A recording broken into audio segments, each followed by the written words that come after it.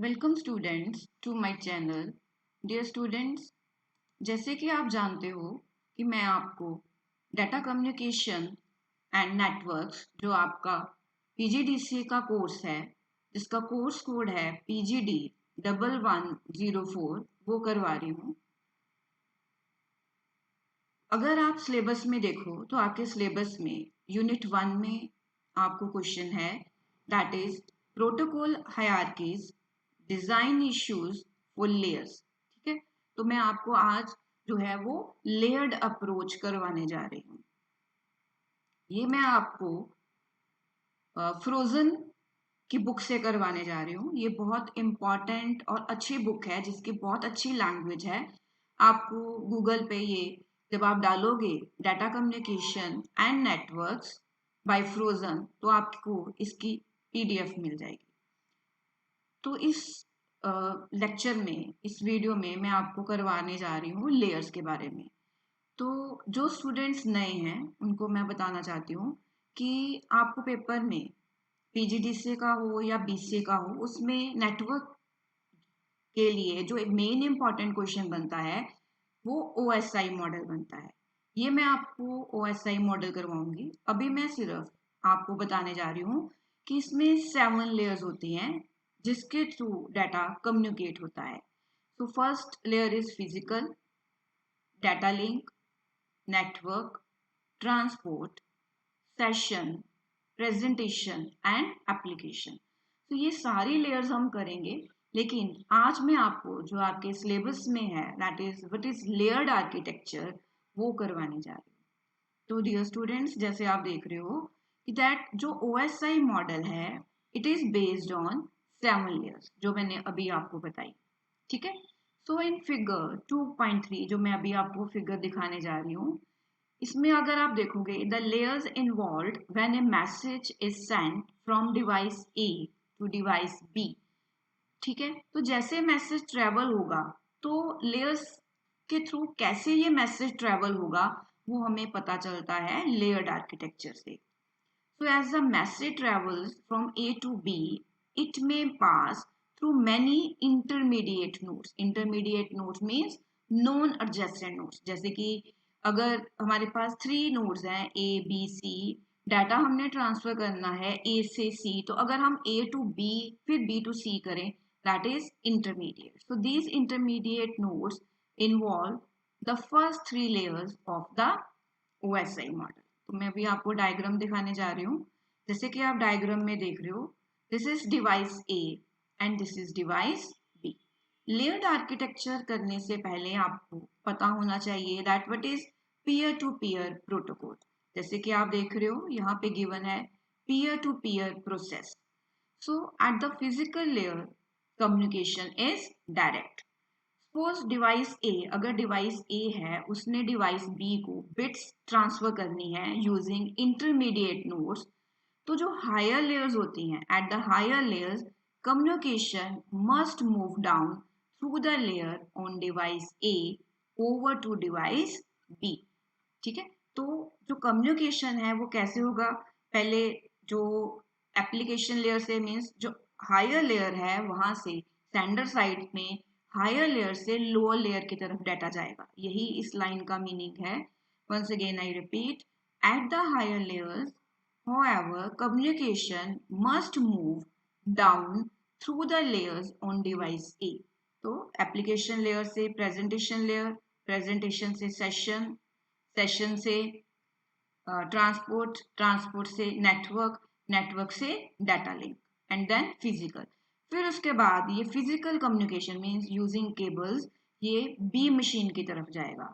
तो जब ये बी मशीन की तरफ जाएगा, तो आप देख सकते हो यहाँ पे गिवन है over to device B and then back up through the layers.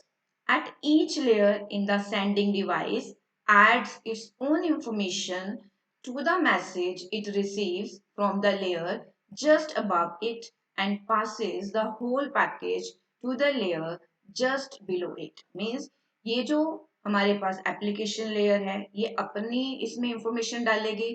ठीक है, फिर प्रेजेंटेशन अपनी डालेगी, सेशन अपनी डालेगी। ये लाइन यहाँ पे गिवन है that each layer in the sending device adds its own information to the message it receives from the layer just above it.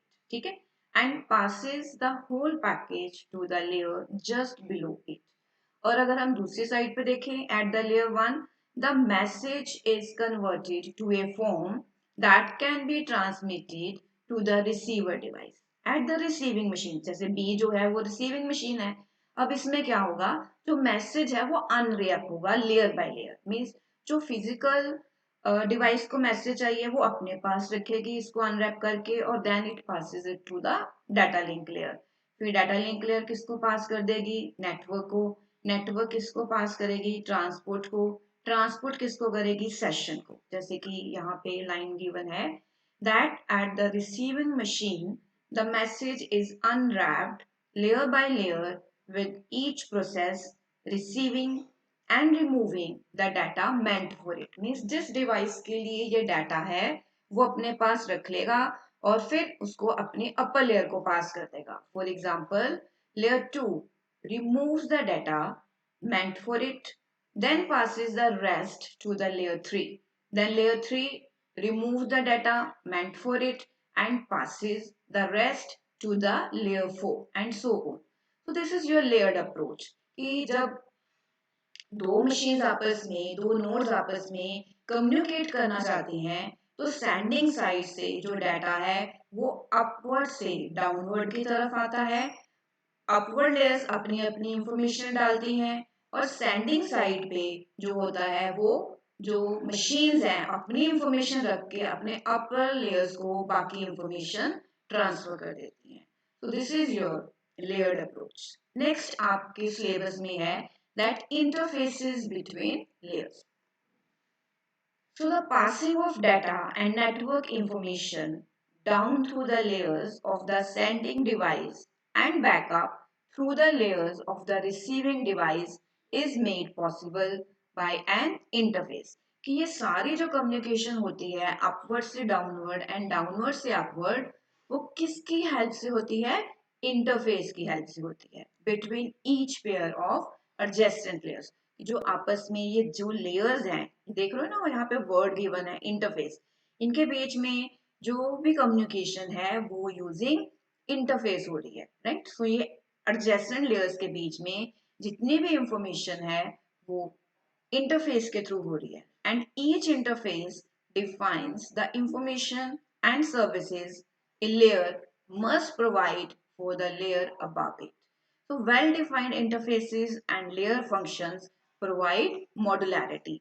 ये जो interfaces हैं ये नेटवर्क को क्या प्रोवाइड करते हैं, मॉड्युलैरिटी. मीन्स जो जिस लेयर का फंक्शन है वो अपना काम करती है, that is the main meaning of modularity.